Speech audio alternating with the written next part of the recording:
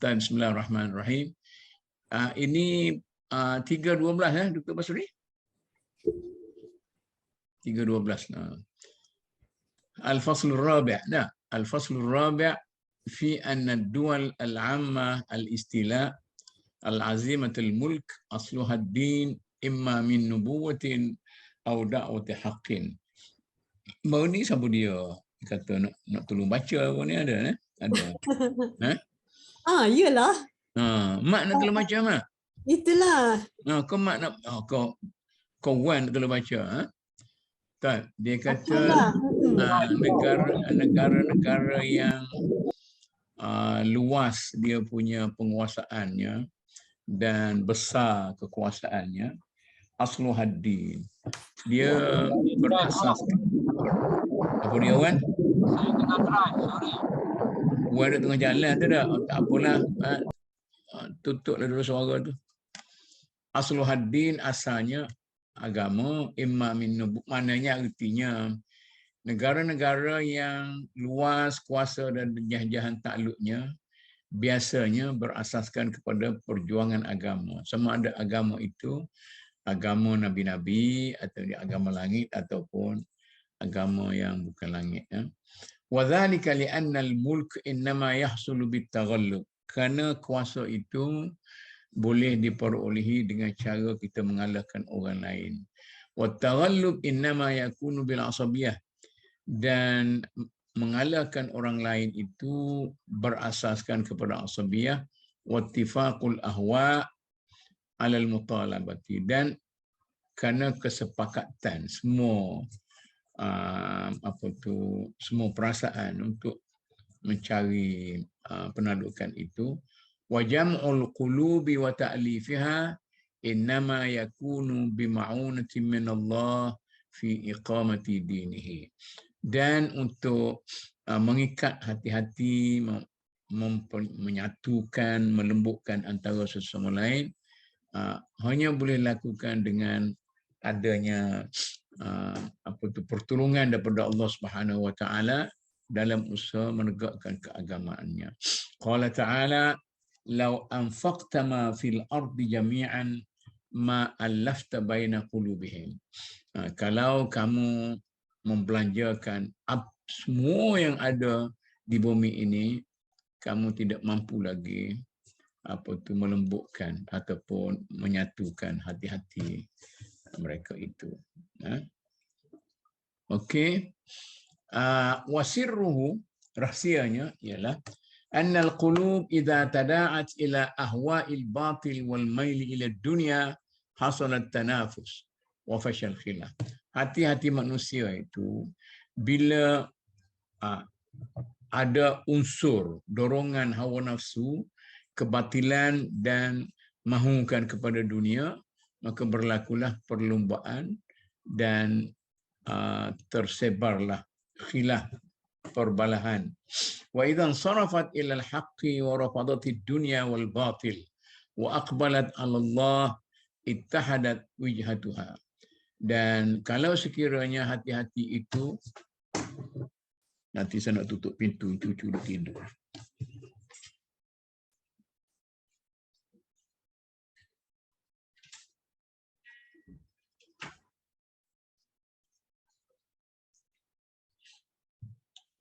Dia kata wa idzan sarafat ila al-haqqi wa rafadatid dunya wal batil wa aqbalat 'ala Allah ittahadat wijhatuha fa dhahabat tanafusu wa qalla al-khilaf wa hasuna at-ta'awun wat ta'adud wat tasa'a niqatul kalimah lidzalik fa 'azamatid daulah. Dia kata tetapi apabila hati-hati itu mengarah kepada kebenaran dan menolak keuntungan dunia dan kebatilan, maka hati-hati itu akan pergi, akan menuju kepada Allah, dan dia menuju kepada Allah, dan maka hati-hati itu akan bersatu padu. Maka tidak adalah at-tanafus, rebutan, khilaf pun, perbalahan pun tidak ada, kerjasama pun akan menjadi kuat dan bagus, dan mereka itu akan menjadi kuat fa'azamatid daulah, dengan kerana itu negara itu akan menjadi negara besar. Kama nubayyinu laka ba'd insya-Allah wa bihi taufiq. Ini dalam masalah lana. Maknanya kebangkitan sebuah negara besar itu boleh dilakukan apabila ia berasaskan kepada perjuangan agama. Sama ada agama itu agama daripada Nabi ataupun perjuangan untuk menegakkan kebenaran. Bukan perjuangan politik semata-mata yang mahukan kepada kekuasaan dan sebagainya. Itu sajalah. Sebab dia kata kalau perjuangan politik semata-mata tanpa berasaskan kepada agama dan kebenaran, maka dia berlaku rebutan dalam memperjuangkan negara itu. Bila rebutan itu gagal. Tetapi kalau ada asas agama dalam perjuangan itu, maka dia boleh berjaya. Ini tak ada apalah. Okay? Anda mencelah. Ya.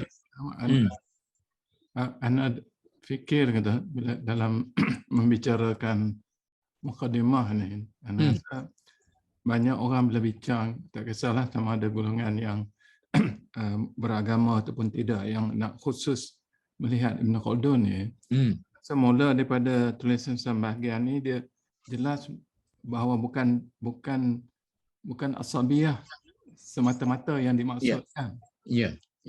Tetapi yang menyatukan hati-hati itu ialah Allah. Ya.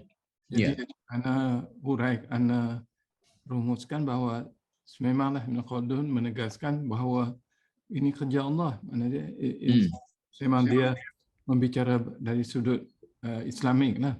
Ya, betul. Tak mungkin kekuasaan itu wujud tanpa hati-hati disatukan. Dan ini akan kerja. Tapi agak menarik ni, dia huraikan juga bahawa iaitu dengan keluarnya semua iri hati, semua masalah ni apalah, nafs. Masalah hati lah. Masalah hati. Satuan itulah yang boleh memberi kekuatan dan boleh menyebabkan berlakunya asabiyah tu, kemudian berlakunya kekuasaan.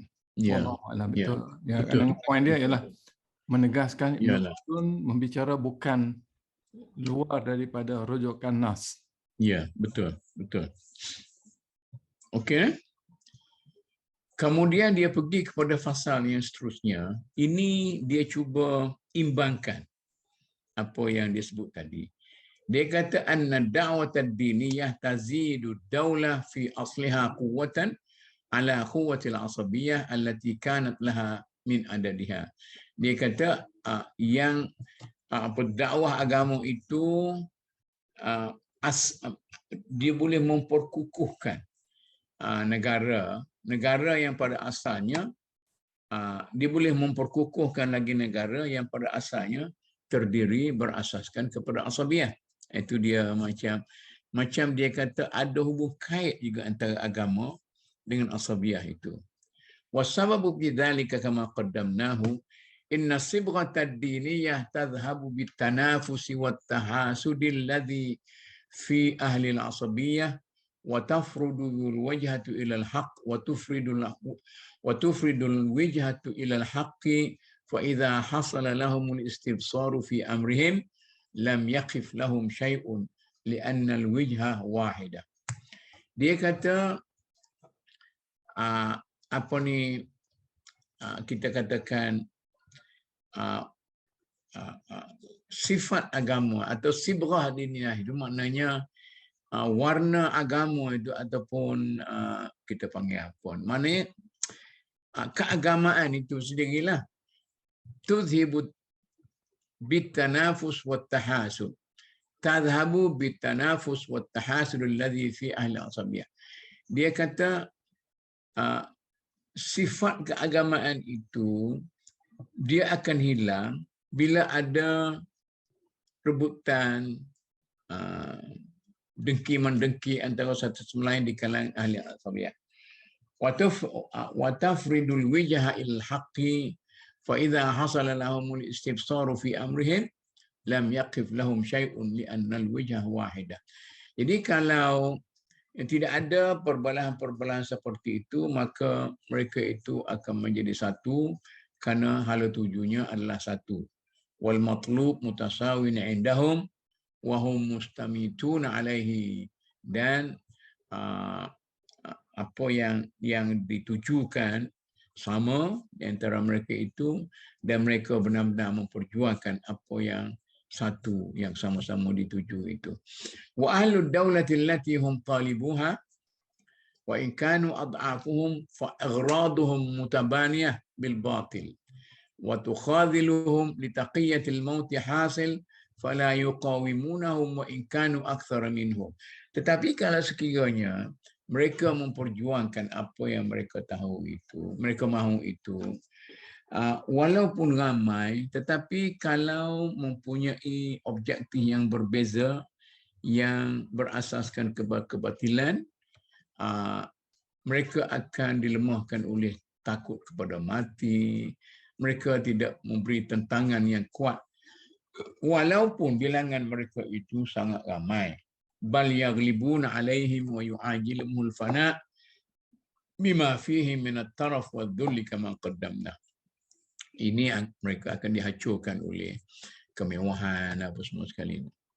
Ini dia punya statement lagi. Jadi falsafah dia begitu. Maknanya tanpa kekuatan agama, sama ada pada peringkat permulaan atau peringkat melanjutkan perjuangan itu, maka perjuangan itu akan runtuh akhirnya ataupun tidak berjaya mencapai kedudukan. Ini dia kata kama waqa'a lil Arab sadral Islam fil futuhat fakanat juyushul muslimin bil Qadisiyah wal Yarmouk bid'a wa 30,000. Ini dia punya datanya ialah pada zaman awal Islam. Saya rasa masa perang Yarmouk ini, perang Qadisiyah dan Yarmouk ini pada zaman Sayyidina Abu Bakar lagi. Tentera Islam pada waktu itu 30,000 fi kulli muaskar, pada tiap-tiap kemah apa tu pada tiap-tiap pusat tentera, camp tentera. Wa jumu' Faris 120,000, sedangkan orang Parsi 120,000 kita. 30,000 dengan 120,000 di Qadisiyah itu. Sedangkan orang-orang tentera Herakles pula ialah mengikut Al-Quwaqidi 400,000. 400,000.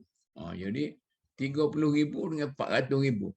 Falam yaqif lil arabi ahadun minal janibaini wa hazamuhum wa ghalabuhum. Jadi oleh kerana tentera Islam itu diperkukuhkan dengan kekuatan agama, maka banyak tentera-tentera Farsi dan Herakles ni, masa tu Farsi lah.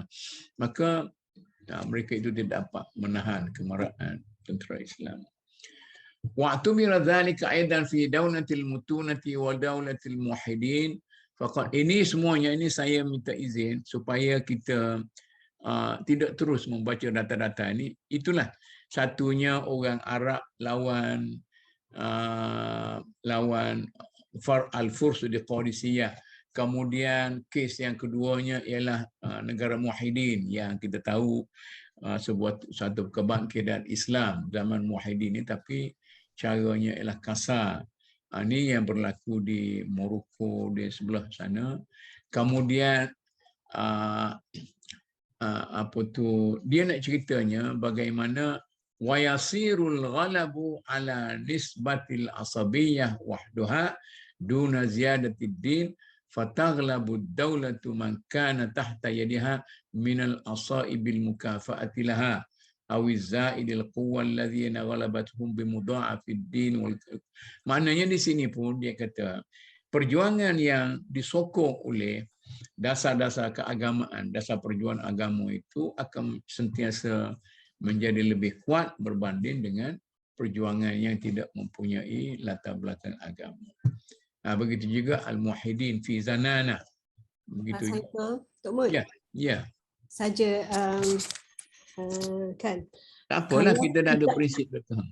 Kita saya fahamlah macam ni kan. Dia ada dua kes kat sini kan. Satu Muslim pada peperangan Yarmouk, Muslim lawan Persia kan. Ya. dan satu lagi ialah Roman lah ni kan, Roman Heraclius lawan Islam. Ya. Jadi kita diorang outnumber orang Muslim lah pada kita ketika itu kan. Tapi kan Persia pun, Parsi pun dia ada juga agama sebenarnya kan. Ya. Dan Heraclius pun dia ada juga agamanya kan. Betul. Kalau kita nak ambil sebagai tak ada agama lah, kalau kita kata Islam tu ada agama, dia orang tak ada agama. Ya. Tak tahulah, saya tengok macam tu. Ya, betul lah. Dia walaupun dia ada agama, tapi agama dia orang Rom dan Parsi itu, dia tidak menjadi asas kepada pertahanan negara dia. Dia sebuah negara sekular yang mempertahankan negara dia sekadar berasaskan kepada politik dan ketenteraan. Jadi agama tu kosong. Jadi kalau sekiranya dia juga perang agama, jadi macam kita perang salib lah. Benar warna sekali, dia kekuatan tu ada. Itu satu contoh dengan Farsi dah. Kemudian yang kedua lagi, Daulatul Muhyiddin, negara Muhyiddin. Kemudian Muhyiddin dengan Zanana sebagainya. Jadi ini data-data yang dibawa untuk menyokong apa yang dikatakan tadi. Setiap gerakan yang berasaskan kepada agama, yang berasaskan kepada perjuangan agama, maka dia akan menang. Macam Puan kata tadi, walaupun Farsi dan Roman itu ada agama, tetapi mereka mempertahankan negara mereka bukan atas asas agama. Saya rasa satu yang agak jelas dalam tulisan dia tu, kesan daripada dia dalam terjemahan tu religious coloring ataupun pengisian agama tu ialah kita panggil kesucian dalaman lah tu. Ya, betul. Tidak ada iri hati sama sendiri. Ya. Itulah unsur-unsur yang menyatukan mereka itu. Kemudian unsur-unsur yang menyebabkan kesatuan matlamat, kesatuan objektif. Ya. Kalau elemen itu ada dalam musuh pun boleh. Tapi dengan adanya Islam tu dia lebih tinggi. Yalah.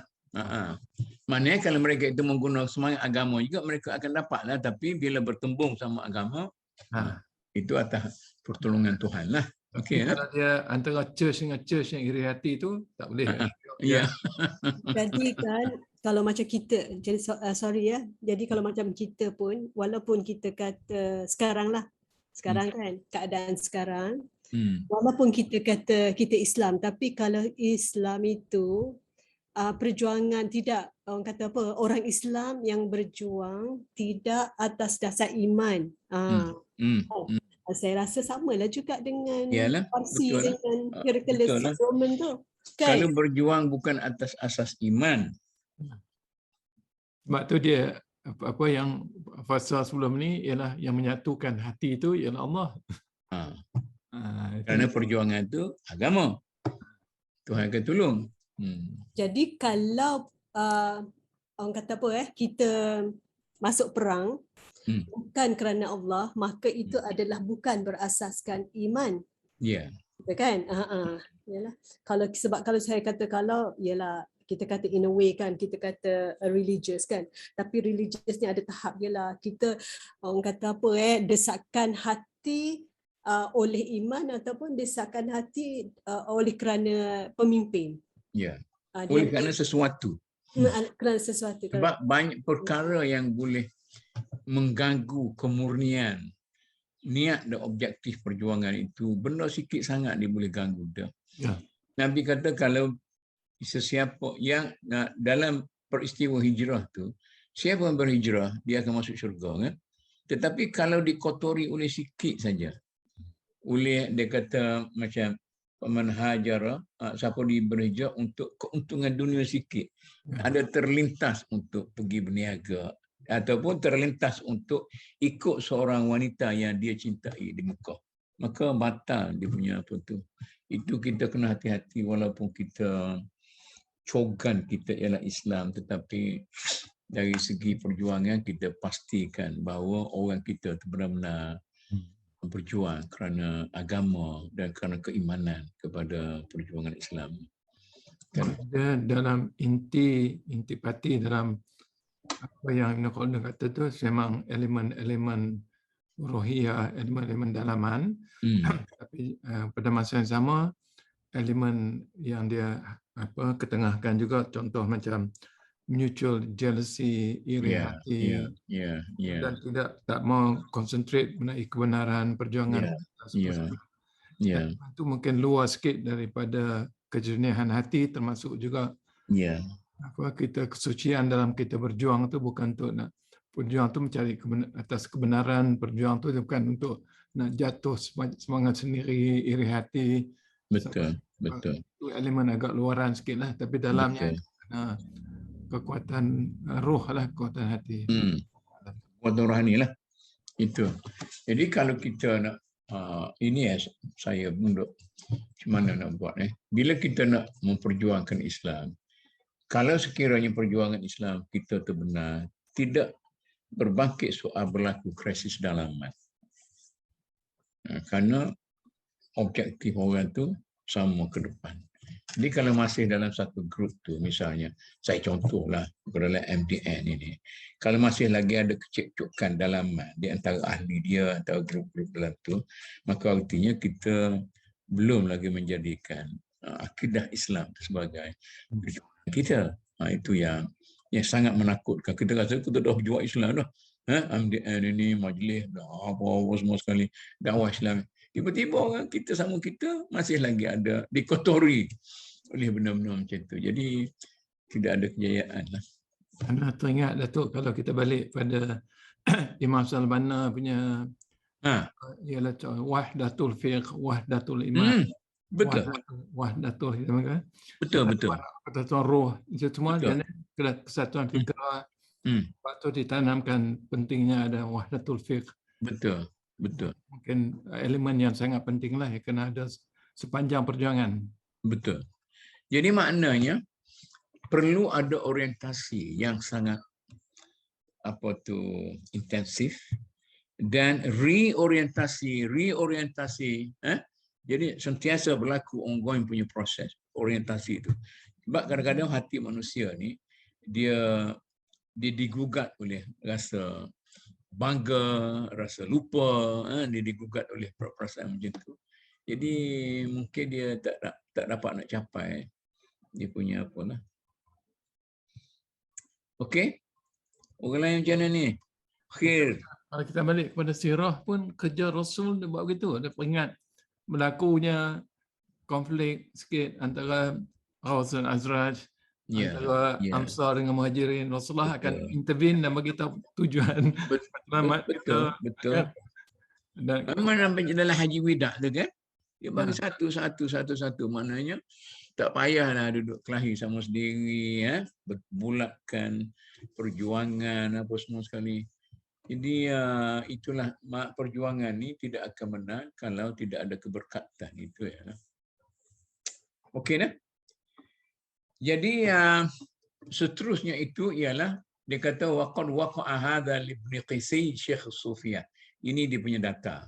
Kemudian ahwal suwar al-qaimin, ada lagi data-data yang semua ni menyokong dia punya pandangan tadilah. Mungkin kita boleh pergi cepat sikit kita bagi peluang kepada rakan-rakan kita tu baca sendiri. Dia macam juga di Baghdad ada Qis Khalid ad-Daryush. Dia ni orang mengajak orang kepada amar ma'ruf nahi munkar dan sebagainya. Ada pengikut dia dan sebagainya. Kemudian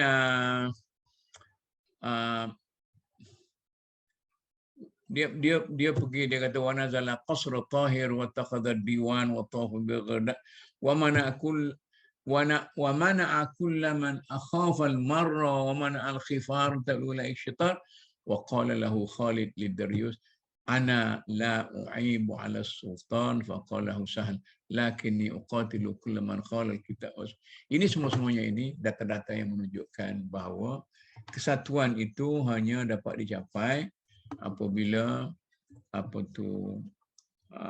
niat keimanan itu menjadi asas yang begitu kuat dan kukuh dalam perjuangan itu. Jadi benda ni kita tahulah, cuma kita tak mungkin untuk mengamalkan itu. Tok Mut. Ya. Saya fikir kan. Saya fikir Hmm. semasa Firaun kan. Pemerintah Firaun Hmm. lama kan. Ya. Firaun ni, orang-orang Firaun memang takut kepada Firaun kan. Ya. Tapi kerajaan dia lama juga bertahan. Hmm. Tok Mut rasa dia bertahan tu kenapa ya? Nak kata ke ada asabiah dari segi agama tu tak adalah. Kan? Hmm. Dia mungkin dia bertahan lama kerana berlaku kelemahan di kalangan para pengikut Nabi Musa. Sampaikan dia katakan orang-orang Yahudi yang jadi pengikut Nabi Musa itu yutihuna fil ard, sesat barat. Jadi dalam masa kemarahan Nabi Musa sendiri itu sampai belah laut apa semua sekali itu, jadi kerajaan Firaun tu nak jatuh dah. Tapi lepas tu bila saja Musa pergi ke Sinai, dia tinggal kepada Harun. Jadi masyarakat Musa ni sudah kucak-kacir, semua lembu balik dan apa-apa semua sekali sudah kacau bilau. Maka dengan kerana itu sebabnya kita punya kekuatan, kita bercakap tentang, pada pandangan saya lah, kita bercakap tentang kekuatan Firaun itu bukan sekadar kerana dia kuat, tetapi mungkin juga kerana musuh dia lemah. Ini banyak orang cerita. Maknanya Tok Mut, ya. Betul lah tajuk yang Faslu Khamis tu kan. Kami punya Rosenthal dia kata religious propaganda gives a dynasty at its beginning another power. Kan? Okay. To that of the group feeling it possessed as a result of the number of the supporters. Maknanya kalau kita kata ni kita terbabas sikit lah daripada apa yang konten dekat sini kan. Kita kata bertahannya sesuatu kerajaan yang zalim kerajaan zalim oleh orang kita ni lemah. Orang-orang yang betul. Orang yang dalam Islam orang yang benar lemah. Makanya tidak ada solidariti. Maknanya kita memberi satu kekuatan kepada mereka untuk memerintah, bertahan. Betul. Itulah. Itu saya punya faham lah. Ya betul lah tu. Nak bergurau sikit boleh? Boleh. Orang kata kekalnya kerajaan PAS di Kelantan tu bukan kerana PAS tu kuat. Betul. Tapi kena UMNO tu kacak-kacir. Ataupun rakyatnya tak buat apa. Orang kata kita ulah orang kata lah pula. Sama juga yang pemerintah sekarang kita komplain tapi kita tak buat apa. Ya, itulah masalahnya. Akhirnya tegak juga. Ini masalahnya. Itu kalau kita nak cakap banyak tentang orang kita ni, dia banyak bercakap daripada berbuat. Waktu nak cakap teori. Balik tu dia senang. Dia kata aku dah kata dah tadi. Gini. Adalah senang lah. Yalah dulu. Dan rasa dengan era social media lah lagi banyak jadi kritik. Ikut rasa saja lepung. Kadang-kadang kita rasa saya kadang-kadang saya tersenyum seorang. Macam-macam. Itu yang Dr. Basri sebut tu, masalah inilah orang duk kata saya pondok ni ekstremis tu. Tidak kan kita kata benda lain. Kita nak angkat pondok itu supaya dilihat oleh kerajaan sebagai sesuatu yang perlu diberi perhatian, tapi itulah mungkin. Siapa dia tu, Wan? Berjalan. Oh, Wan. Tak dengar tu bising-bising apa dia tu. Mungkin dia kereta tak apalah. Okey.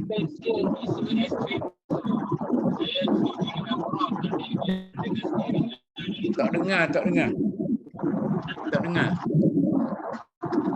Kalau Hello Prof. Assalamualaikum Prof. Salam. Okey, cuba Prof tolong explain yang bab ekstremis tu. Saya setuju dengan Prof. Cuma biar orang dengar sendiri dari mulut Prof lah. Saya tak nak. saya nak, sebab saya menganggap mereka itu dalam satu aspek adalah para pengikut saya. Terang. Sebab dalam memperjuangkan taraf nak bangkitkan pondok ini, saya sudah berbuat macam-macam convention lah, apa-apa semua sekali. Dan yang duk kata kat saya tu ialah orang-orang yang menyokong benda-benda tu. Tapi bila PAUP mari, netizen yang dilatih untuk, tersedut cerita kat orang lawan, yang dilatih untuk bersedia untuk pilihan raya. Bila orang ni dia pelan-pelan. Kadang-kadang aku kata, Allahu Akbar, biarlah. Apa nak buat? Jadi persatuan pondok tu, persatuan pondok ni, saya pun rasa kesian. Allah, buat apalah awak menyusahkan diri. Baiklah, duduk situ tolong apa semua sekali apa yang dia, yang peliknya dia serang dulu. Dan orang yang menyerang tu, saya pick lah 2-3-4 orang tu sebenarnya orang yang sebelum ini pun saya faham bahawa tidak mempunyai satu niat yang bagus lah.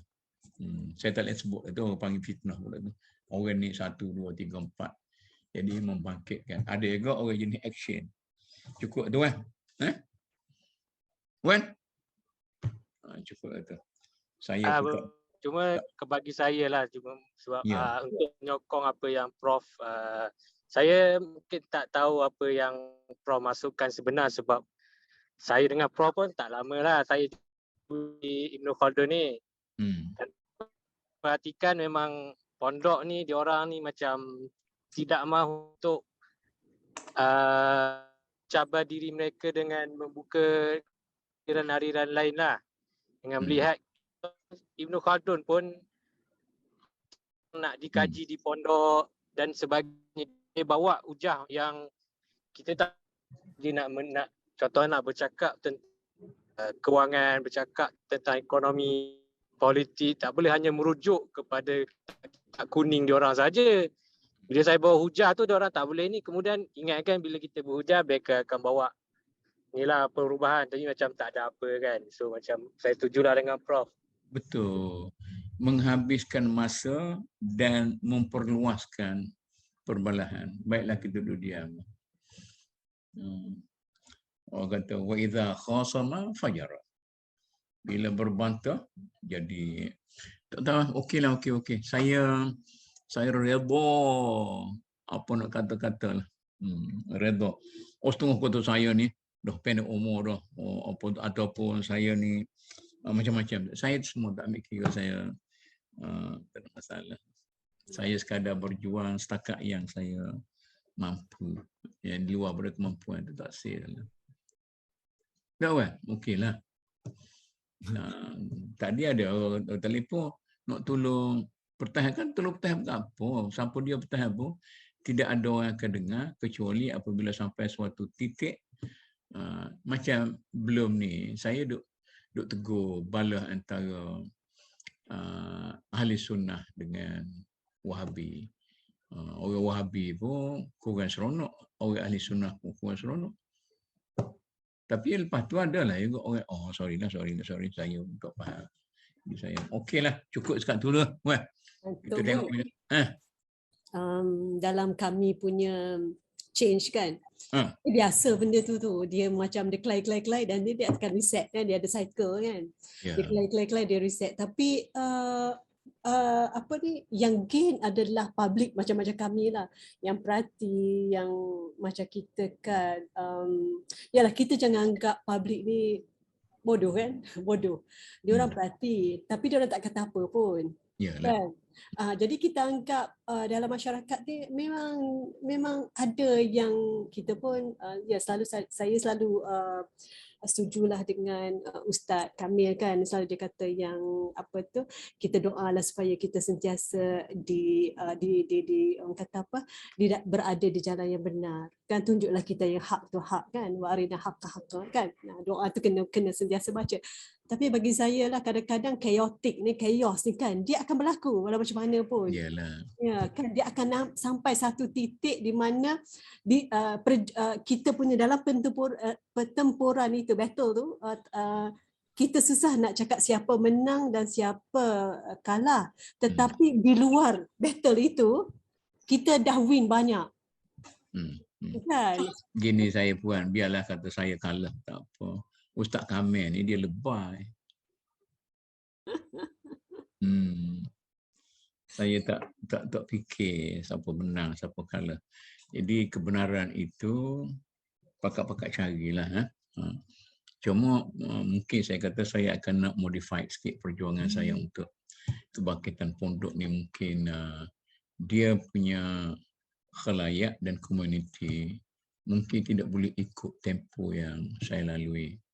Sebab saya duduk kelahi dengan kerajaan, duduk kelahi dengan JAKIM, duduk kelahi dengan YADIM, duduk kelahi dengan negeri-negeri, apa-apa semua sekali untuk nak bawa pondok ni ke atas. Tapi kalau satu kenyataan yang saya buat, mereka itu seolah-olah tidak boleh terima, jadi saya lah kena modify-nya. Tidak perlu dewan tu yang modify-nya. Tak apa. Maknanya setakat ini kita tak boleh sejalan. Jadi kita buat masing-masing. Nantilah saya bagi tahu apa tu satu syair yang diluahkan oleh apa tu penyair agung kita Omar Khayyam. Boleh dengar ni? Ini dengar dah. Dia kata, kasihku, kalau sekiranya pada suatu hari kita bertemu dan setiap dari kita memilih jalan sendiri, maka jangan kau katakan bahawa kita yang memilih jalan itu, sebenarnya Tuhan. Boleh tak bodoh kita? Malu kau Fauzi duduk dengar. Ya. Kalau macam Imam Bukhari pun masa dia hidup pun tak ada siapa appreciate dia. Ya. Tapi kalau kita tak kata yang benar tu benar, sampai bila orang tidak akan nampak? Ya. Kita kena kata yang benar tu benar. Walaupun pahit diterima oleh orang yang tak suka kita. Memperkata kebenaran itu terus, tapi berpasukan itu kena slow lah sikit. Berpasukan itu kena slow lah sikit. Mula-mula saya ingat ini pasukan saya. Pun tak juga. Yalah. Okeylah Puan. Okey. Jadi kita ada 15 minit lagi ni.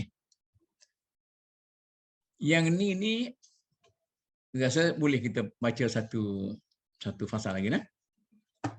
Fi anna kulla dawlatin laha hissatun minal mamalik wal awtan la tazidu 'alaiha. Ini dia kata setiap negara itu ada bahagian yang dia kuasai dan tak lebih-lebih daripada itu. Dan kalau telah ditakdirkan oleh Allah, ini bahagian awak. Sebabnya ialah inna asabatad daulah wa qaumihal qaimina biha al-mahdina laha la budda min tawzi'ihim hisasan min 'alal al-mamaliki wath-thughuri allati tasiru ilaihim ويستولون عليها لحمايتها من العدو وإمضاء أحكام الدولة فيها من جباية وردع وغير ذلك. Dia kata apa tu isabat daulah, yani kita katakan kalau apa tu kalau di Iran tu apa tu guard berada pengawal revolusi dia tu isab.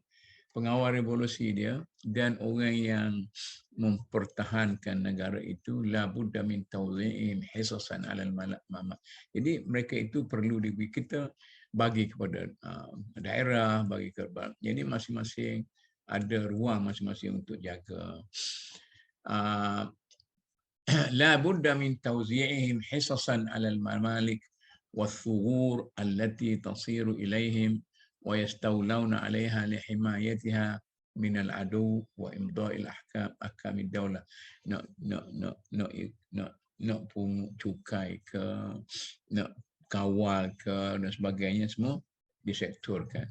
Cuma dalam undang-undang, kalau kita belajar dalam undang-undang antarabangsa moden, sama ada kita ni dalam bentuk federasi ataupun dalam bentuk konfederasi, gitu tak? Negara tunggal, negara federasi, negara konfederasi. Negara tunggal bicara Kelantan, kamu kita ada federasi Semenanjung Tanah Melayu, konfederasi Malaysia, itu jenis-jenis yang ada. Fa idza tawazza'atil asaibu kulluha 'ala thughur wal mamalik fala budda min nafadhi adadiha. Jadi kalau diberi kuasa daerah-daerah mana, maka dia berkuasalah situ. Wa qad balaghatil mamalik wa hina idzin ila hadd yakunu thughru ad-dawlati wa takhman li wataniha wa nitaqan li markazi, sehingga kan sampai kepada dia yakunu thagran lid-dawlati, dia menjadi benteng kepada negara besar itu. Awak tahan sini, awak tahan sini, awak tahan sini. Fa idza takallafat ad-dawlah ba'da dhalik ziyadatan ala ma bi'aliha, bila dia pergi lebih pada yang ada itu, dia loba, dia nak cari lebih luas, baqiya duna hamiyatin, maka dia punya pertahanan itu akan terbuka kepada serangan daripada luar. Wa kana mawdi'an lintihadil fursah min al-adu wal muhawil. Jadi terbukalah dia punya. Hari ini Mahathir kata kita sedang berhadapan dengan kemungkinan kita hilang. Mana daerah apa tu? Di Sabah, 2 daerah tu. Sebab kita macam mana tahu, saya pun tak baca sangat ni. Fa in takallafatid daulah ba'da dhalika ziyadatan ala ma biyadiha baqiya duna himayatin. Kalau dia pergi ambil lagi, maka terbukalah dia punya pertahanan sempadan. Wa kana mawdi'an li intihazil fursati minal adu wal mujawir. Jadi situ dia dan jiran-jiran dia boleh serangan dia balik. Wa ya'udu wabalu dhalika ala daulah. Dan kesan buruknya akan berlaku kepada kerajaan itu. Bima yakunu fihi min astahasur wa kharq siyai, maka dia pun akan menurun kehebatan dia. Wa ma kanat al-isaba mawfura wa lam yanfadu adaduha fi tawzi' al-hisas ala thughuri wan nawahi baqiya fi dawlati quwwatan ala tadawuli ma wara'i ghayati. Jadi kalau yang di Iran, revolusi pengawal revolusi itu cukup, pengawal sempadan cukup, dan dia tidak melebihi kawasan-kawasan yang ditentukan ala thuhur. Baqiya fi dawlati quwwatan ala tanawuli ma wara'al ghayah. Dia masih ada kekuatan untuk mendapat yang lebih daripada itu, hatta yang fasikhan yaqtaquha illa ghayati, sehingga sampai kepada apa yang dia mahu. Wal illatu tabi'iyah fi dhalika, sebabnya, alasannya, datanya, ya quwwatul asabiyyah fi sairil quwwat tabi'iyah. Kekuatan asabiyah itu ada ukuran yang sendiri dengan secara natural. Wa kullu quwwatin yasduru anha fi'lun min al-af'al fa sya'nuha dhalika fi fi'liha. Ini segala aktiviti yang dilakukan itu ada kesannya yang tersendiri terhadap perbuatan dia. Wa daulatu fi markaziha ashaddu mimma yakunu fi taraf wan nitaq wa idza intahat ila an-nitaq alladhi huwa al-ghayah ajazat wa qasara. Dia kata negara itu ada kuasa yang terhad, tapi kalau awak loba pergi buka lagi dan sebagainya, amma wara'ahu sya'nul asya'a wal anwar idza ba'athat min al-marakiz wad dawair al-munfasihah ala suqil ma' alaihim. Jadi macam dia katalah macam pancaran cahaya apa, kita pun tak faham dari segi fisiknya. Summa idza adraka al-haram wa dha'af, bila negara itu jadi tua, jadi lemah, fa innama ta'khudhu fi at-tanaqud min jihatil atraf. Maknanya orang jaga sepadan itu akan menyerang balik kerajaan pusat ini. Wala yazalul markazu mahfuzan ila an yata'adzana Allah bi inqiradil amri. Dia akan mempertahankan sehingga Tuhan kata mesti jatuhlah. Fahina idzin yakunu inqiradul markaz, maka jatuhlah kerajaan pusat macam Baghdad dulu. Wa idza ghalaba 'ala ad-dawlati min markaziha fala yanfa'uha biqaul atraf. Jadi bila kerajaan itu dia menguasai markaz dia, fala yanfa'uha biqaul atraf wan nitaq bal tadmahillu li waqtiha. Jadi kalau dia tak boleh mempertahankan kerajaan pusat, maka tak lama lepas itu segala pesisiran dan kerajaan-kerajaan bahagian daerah dan sebagainya akan menjadi lemah dan lemah. Fa innal markaz kal qalbi alladhi tanba'ithu min ar-ruh. Dia bandingkan kajian pusat itu sama seperti apa tu hati, jantung, alladhi yang lahir daripada roh. Fa idza ghalaba 'ala al-qalbi wa mulika in hazama yabqa. Jadi bila dah teruk sangat jantung dia tu, hati dia tu, ya pusat dia tu, kalahlah. Ini contoh-contoh dia. Wanzur hadza fi dawlatil Farisiyah. Contoh di negara Farsi. Wanzur aidan sya'nul Arab awal Islam. Jadi bila zaman Islam pun macam itulah. Bila pergi kau jauh, makin luas, akhir tidak terkawal. Dia kata Islam ini, dia kata Farsi. Kana markazuha al-Madain. Pusat pemerintahan Farsi itu ialah al-Madain, Bana Madain. Sekarang ni saya rasa di Jordan. Falamma ghalaba al-muslimuna 'ala al-Madain inqarada amru Faris ajma'. Bila orang Islam boleh pergi tawan Madain itu, hancurlah Farsi, kajian Farsi itu. Walan yafa' yazdajurd, ini raja dia. Ma baqiya biyadihi min aqrat malak. Jadi maknanya bila dah ditawan apa tu Madain, yang luar tu pasal terlucut dengan sendirinya. Wabil aksi min zalika daulah Rumania. Sedangkan negara Roman di Syam pula, lamma kana markazuha al-Konstantinia wa ghalabul muslimu, bila orang Islam pergi tahu Konstantinopel, tahayyazu ila markazihim bil Konstantinia wa lam yadurruhum intiza'u Syam min aidihim wa lam yazal milkihim muttasilan ila an yazanu. Dia boleh mempertahankan sikit kedudukan dia kerana dia mengubah strategi kedudukan dia. Wanzur aidan ila sya'nul Arab awal Islam. Jadi bila kekuatan dia ada, kaifa ghalabu ala ma jawarahum min Syam. Dia pergi ke Syam, Syria, dia pergi Iraq, dia pergi Mesir dengan begitu cepat sekali berkembang sebagainya. Thumma tajawazu zalika ila ma wara'ahu min as-Sind. Kemudian dia pergi ke India, pergi ke Habasyah, Afrika, Morocco, kemudian pergi ke Andalus. Falamma tafarraqu hisasan 'ala al-mamalik wath-thughur wa nazaluha hamiyatan wa nafadha 'anhum fi tilka at-tawzi'at aqsaru 'ala al-futuhat ba'd wa intaha amrul Islam wa lam yatajawaz tilka al-hudud wa minha taraja'at ad-daulah. Maka bila dia tak lagi mampu untuk mempertahankan dia punya teritori dan sebagainya, maka dia pun makin jatuh. Wa kadzalika halud dual min ba'd. Itulah negara-negara lain macam itulah.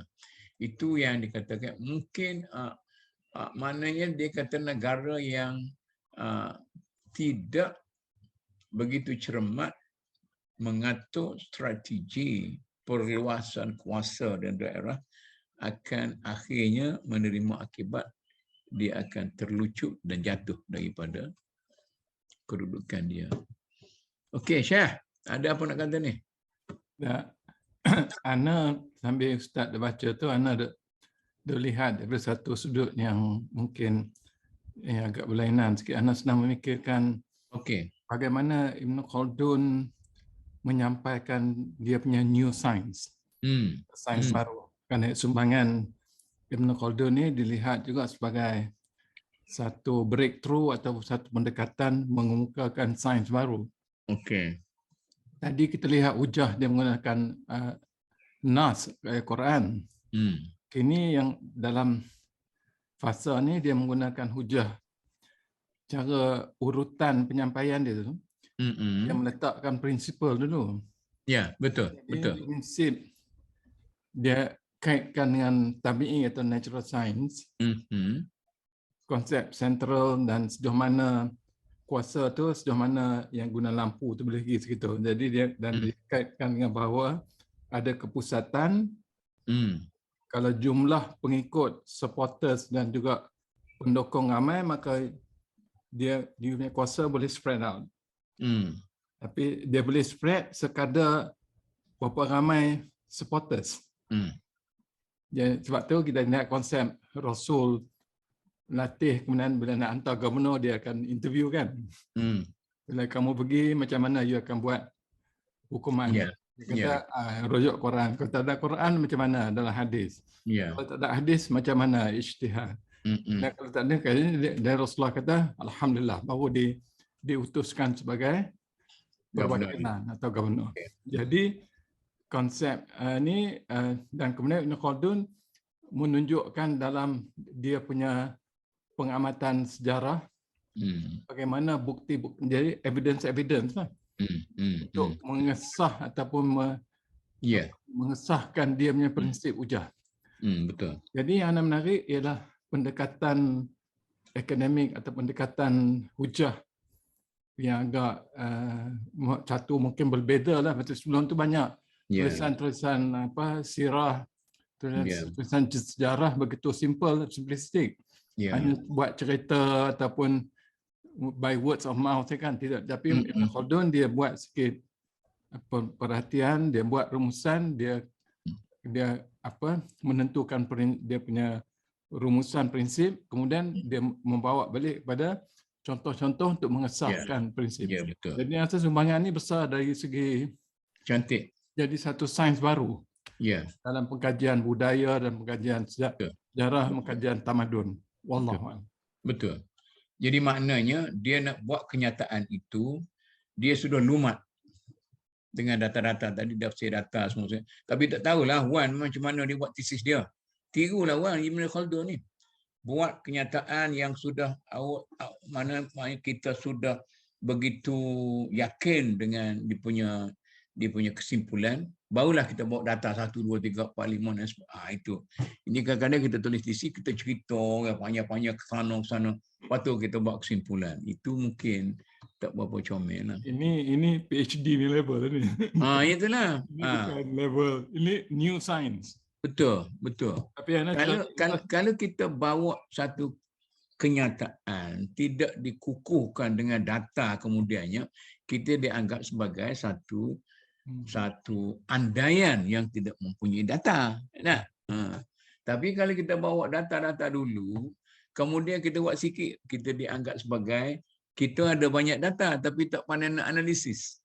Yang ini Datuk, dia buat rumusan dalam mukadimah. Sebelum dia bicara dalam tulisan seterusnya, dia nak cerita dia ialah mula-mula kan dia tulis mukadimah kan, dia nak tulis cerita ialah Maghribi semua, tapi dia paksa buat mukadimah untuk menjelaskan sebab dia bukan saja dia ada primary source, dia ada secondary source. Kerana dia yang hidup, dia pencipta sejarah, bukan dia hidup dalam sejarah, bukan dia sedang membukukan sejarah. Tapi dia ada juga sejarah sebelum dia, daripada Quran, daripada kisah-kisah. Lepas tu ada masuk Udi, ada macam-macam lagi. Literaturenya banyak. Jadi dia ada primary source dan dia boleh cakap dari sebagai dia yang hidup dalam semasa dia yang hadapi dengan timur dengan adanya bangsa Tartar semua, dia hidup dan dia juga dinamik dalam mencipta sejarah. Jadi dalam dia nak kupas tu dia kena buat beberapa, so itu yang saya rasa agak besarlah dari segi disiplin. Walaupun dia boleh tulis macam biasa orang tulis cerita dia, tapi dia telah memilih untuk membuat satu sains baru. Betul. Maknanya dia punya tesis tidak sekadar berasaskan kepada review. Maknanya dia buat satu teori berasas kepada data-data yang ada, kemudian dia sebut data ini dan sebagainya. Itu satu benda yang tiruan, okey, satu benda yang cukup baiklah. Tapi Tok Mut, saya rasa kan Ibn Khaldun ni dia hidup semasa Andalusia jatuh dan Baghdad nak jatuh lah. Tapi saya rasa masa tu ilmu macam reference banyak tu. Kan, tetapi references betul. Andalusia saja ilmu orang Islam mula menulis kan dia, betul. Saya rasa sebab saya tengok kan cerita-cerita yang macam, tak tahulah, saya punya buku yang Rosenthal ni dia cerita tentang Khalid Al-Darash itulah saya tinggal tadi tu data-data tu kan. Saya rasa dari mana dia dapat semua ni kan, maknanya dia khatam habis buku-buku yang ditulis. Dia mesti ada Dia punya group Memang, juga, memang, Hmm. memang. Di masa tu, perpustakaan di Baghdad merupakan satu perpustakaan yang besar. Betul. Termasuk Baitul Hikmah dan sebagainya. Tapi- Maknanya dia mentalaah buku-buku tu. Tapi- Ya, sorry ya Tok Mut, tapi kan masa dia dah pindah ke Baghdad, Baghdad ialah satu kata apa, satu pusat ilmu yang begitu hebat. ya. Tetapi masa dia pergi ke Baghdad, siapa Hulagu dah masuk. Jadi Sedah pun memusnahkan sebahagian besar Betul. daripada kita punya ilmu lah, Ya. civilization kat situ kan. Tetapi Andalusia, saya rasa sebab Andalusia belum lagi ketika dia tinggalkan, saya tengok jejak dia punya timeline kan. Masa dia tinggalkan Andalusia masa tu peak. Kita ada dua pusat ilmu kat sini kan. Satu Andalusia, satu lagi Baghdad. Jadi masa dia nak masuk Baghdad tu tengah jatuh. Maknanya saya tengok kan, reference dia ni begitu macam, yelah dia cerita satu prinsip dan dia tarik all the events kan. Palsinya, Hercules-nya kan. Maknanya saya rasa sebab dulu mungkin dia baca macam orang historian tulis, just cerita kan, cerita. Tapi he goes further extent by taking that cerita, jadikan dia satu prinsip yang boleh kita apply. Betul. Kan? Tapi tu yang saya ni ialah dia punya dia punya reference tu memang. Ya, betul. Hebat. Dia benar-benar macam ni menyebabkan saya syok. Saya timbul acak kali tu. Tengok Syekh kena buat kajian. Dia tulis buku dia dulu ke? Dia tulis mukadimah dulu. Mungkin tulis serentak kot. Tak tahulah macam mana. Maknanya dia kira macam ini adalah intipati daripada buku-buku yang dia tulis tu, ataupun ini adalah andaian awal, teori awal dia. Mungkin sambil dia tulis tu menghalusi balik. Serentak tu menyebabkan mukadimah makin jelas.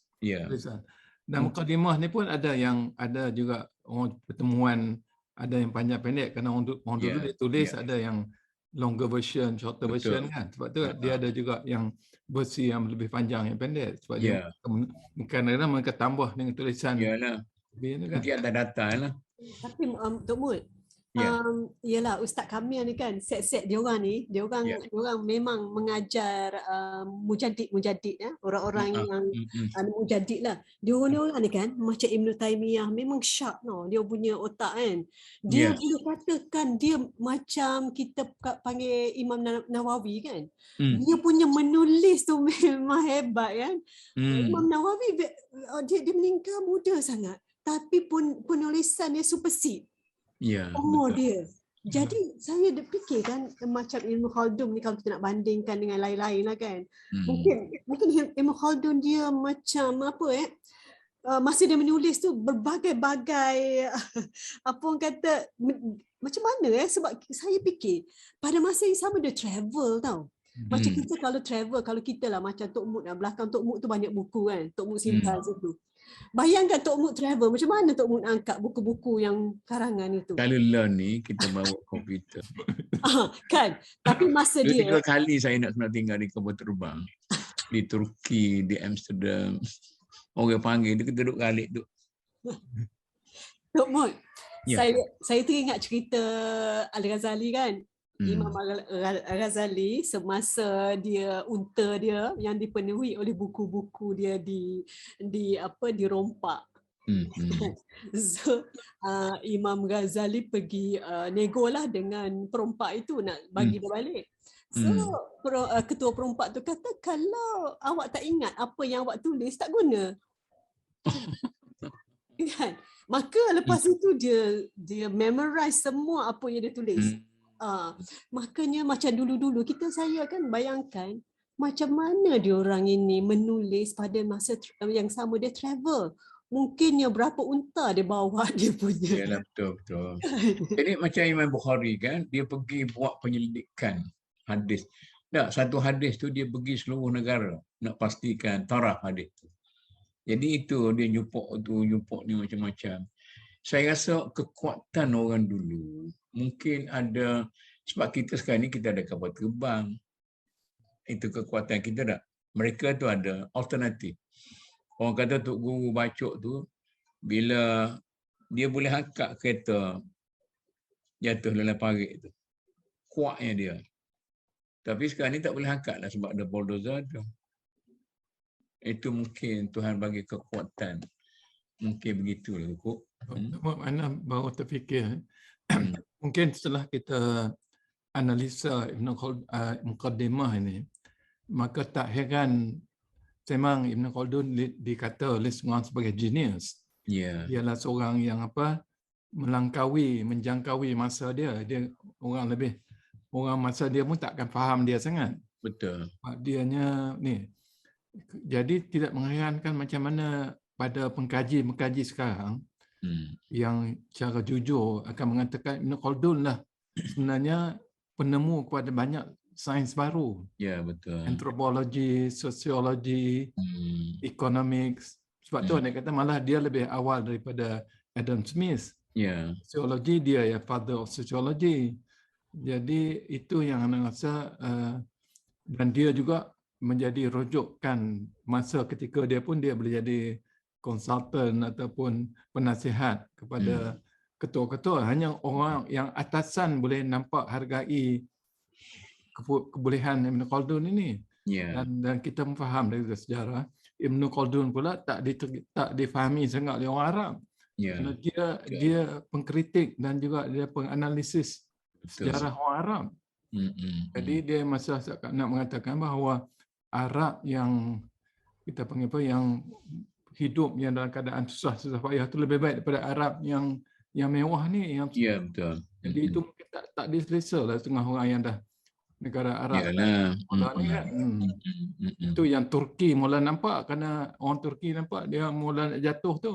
Kerana keselesaan tu sebab dia kata sedentary, hidupan yang mewah banding dengan Badui tu. Tulisan Khaldun ni memang kalau kita lihat secara kritikal dan memang dia menjangkaui masa dia lah. Betul. Jadi sumbangan dia tu cuma kita boleh, sebab tu anda tengok di trend dalam YouTube ni, di UK dia orang sedang mengkaji bagaimana boleh guna idea Ibn Khaldun ni dalam kita menghadapi sejarah masa kini lah di Europe. Allahuakbar. Okey, kita janji sekarang. Hari ni banyak yang kita baca pasal akal-akal. InsyaAllah lah. Ada apa-apa lagi siapa dia yang kalau tak cakap berasa tersangkut dari ni sebelum kita balik ni. Jadi kita berhenti Dr. Basri, kita berhenti pada Al-Faslu Tasi' fi anna al-awtan al-kathir al-qabail wal-asaib dan sebagainya. Okay. Jadi kalau kita tak apa lebih sikit, kita lebih sikit tak apalah. Kita nak bincang. Kita kalau baca saja pun tak ada guna juga.